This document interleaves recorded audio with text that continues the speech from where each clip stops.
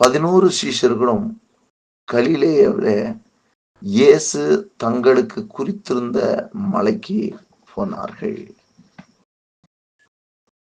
கர்த்தருக்கு மகிமை உண்டாகட்டும். இங்கு சீஷர்களுக்கு ஆண்டவர் குறித்திருந்த இடம். அங்க நம்ம பார்த்தோம்னு சொன்னா 11 சீஷர்களும் கலிலேயாவில் இயேசு தங்களுக்கு குறித்திருந்த மலைக்கு போனார்கள் என்று சொல்லி எழுதப்பட்டிருக்கிறது. இதுக்கு முன்னாடி பார்த்தீங்கன்னு சொன்னா அங்க அந்த பெண்களை பார்த்து ஆண்டவர் பார்த்து அவங்களுக்கு தரிசனமாகி அவங்களை சொல்லுவாரு. 9ஆம் வசனத்துல அவர்கள் அவருடைய சீசர்களுக்கு அறிவிக்க போகிற போது இயேசுதாமே அவர்களுக்கு எதிர்பட்டு வாழ்க என்றார். அவர்கள் கிட்ட வந்து அவர் பாதங்களை தழுவி அவரை பணித்து கொண்டார்கள்.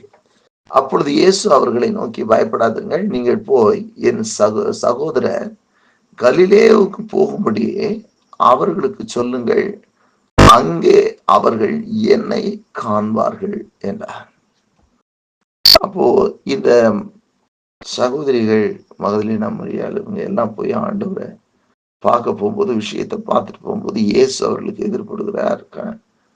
பட்டு அந்த விஷயத்த சொல்ற, அங்க என்ன சொல்ற அப்படின்னா, என் சகோதரர் கலிலேயாவுக்கு போகும்படி அவர்களுக்கு சொல்லுங்கள், அங்கே அவர்கள் என்னை காண்பார்கள்.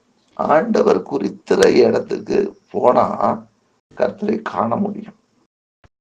இப்ப ஆண்டவராக இயேசு கிறிஸ்துவ முன்னாடியே மகதலினா மரியாள் மற்ற பெண்கள் எல்லாம் பார்த்துட்டாங்க. அங்க இயேசு அவங்களுக்கு சொல்லி அனுப்பி இருக்கிறாரு. அப்ப அந்த வார்த்தைகள், சொல்லப்பட்ட வார்த்தைகளை கேட்டவங்க போய் சொல்றாங்க, அங்க என்ன காண்பார்கள்னு இயேசு சொல்லி அனுப்பிவிடுறாரு. என்ன நடக்குது? 16ஆம் வசனத்துல வாசிக்கிறோம், 11 சீஷர்களும் கலிலேயாவிலே இயேசு தங்களுக்கு குறித்திருந்த மலைக்கு போனார்கள். 17ஆம் வசனத்தில் வாசி, அங்கே அவர்கள் அவரை கண்டு பணிந்து கொண்டார்கள், சிலரோ சந்தேகப்பட்டார்கள் என்று போடப்பட்டிருக்கிறது. அங்க சந்தேகப்பட்டவங்க பிரச்சனை இல்லை. இங்க ஒன்று 11 பேருக்கும் சொல்லப்பட்டதை செய்யறாங்க. அவர் குறித்திருந்த மலைக்கு போங்க, அங்க என்ன காண்பாங்க அப்படின்னு இயேசு சொன்ன வார்த்தை, அது வாயின் வழியாக அறிவிக்கப்பட்டது, அவங்களுக்கு போய் சேருது. அவங்க அதை கேட்டுட்டு அங்க போய் இருக்கிறாங்க பாருங்க, அவங்க குறித்திருந்த மலைக்கு போறாங்க பாருங்க. அந்த செயல்பாடு என்பது ரொம்ப அவசியமானது. நம்முடைய வாழ்க்கையில ஆண்டவர் நமக்கு ஒண்ணு குறிச்சாருன்னு சொன்னா, குறிச்சு நீ நாங்க கண்டுக்குவப்பா அப்படின்னு சொன்னா அந்த இடத்துக்கு நம்ம போகிறதுல தீவிரப்பட வேண்டும். இந்த சீஷர்கள் முதல்ல சந்தேகப்பட்டாலும் கூட, இப்ப இவங்க உயிர் தெழுந்த பின்னாடி இப்ப இயேசு கிறிஸ்துவ பார்த்ததா இந்த ஸ்திரீகள் சொல்லி அந்த குறித்திருக்கிற இடத்துக்கு போங்கன்னு சொன்ன உடனே இவங்க அங்க போயிட்டாங்க. அதான் வசனம் முக்கியமா சொல்றது, 11 சீஷர்களும் கலிலேயாவிலே இயேசு தங்களுக்கு குறித்திருந்த மலைக்கு போனார்கள் அப்படின்னு. அப்ப அந்த குறித்திருந்த இடத்துக்கு போகக்கூடிய ஒரு மனநிலை. அப்போ இன்றைக்கு ஆண்டவர் நமக்கு ஒரு இடத்துல குறித்திருப்பார் என்று சொன்னால், அந்த இடத்துக்கு நாம் போகிற அந்த அனுபவங்கள், ஆண்டவர் என்ன செய்ய சொல்லி இருக்கிறாரோ அதை செய்கிற ஒரு அனுபவங்கள் நமக்கு இருக்கணும். 17ஆம் அங்கே அவர்கள் அவரை கண்டு பணிந்து கொண்டார்கள். அங்கேதான் அவருடைய, ஏன் இயேசு அங்கே மகதலினா மரியாள் இவங்கெல்லாம் போகும்போது அங்கேயே வந்து இவங்களுக்கு தரிசனமா இருக்கலாமே, இவங்களுக்கும் அதே மாதிரி அவர் எங்க இருக்காங்களோ தேடி போய் தரிசனமா இருக்கலாம். ஆனால் இங்க ஆண்டவர் அவர்களுக்கிட்ட கட்டளையின் படி அவர்கள் அதற்கு கீழ்ப்படுகிறார்கள்.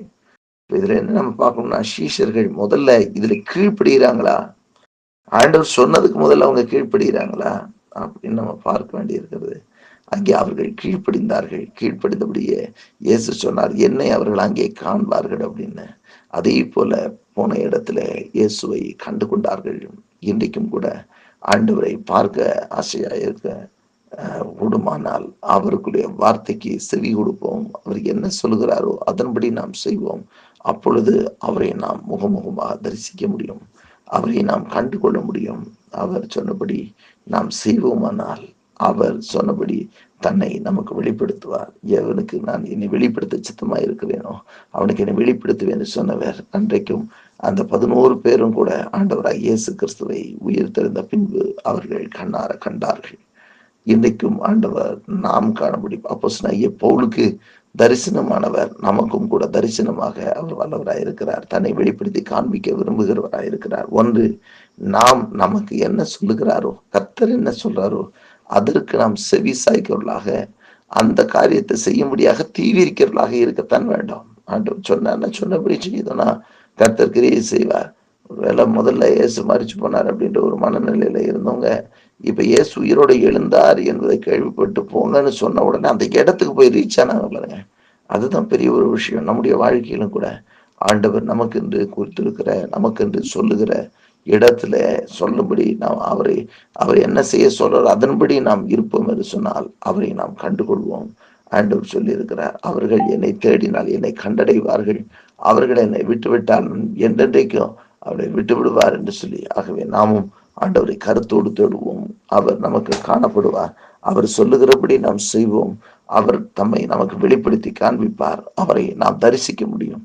அவர் சொன்னபடியே அவர்களுக்கு தன்னை வெளிப்படுத்தி காண்பித்தார். அங்கே என் சகோதரர்கள் என்னை கண்டுகொள்வார்கள் என்று சொன்னார். அதன்படியே தன்னை வெளிப்படுத்தி காண்பித்தார்.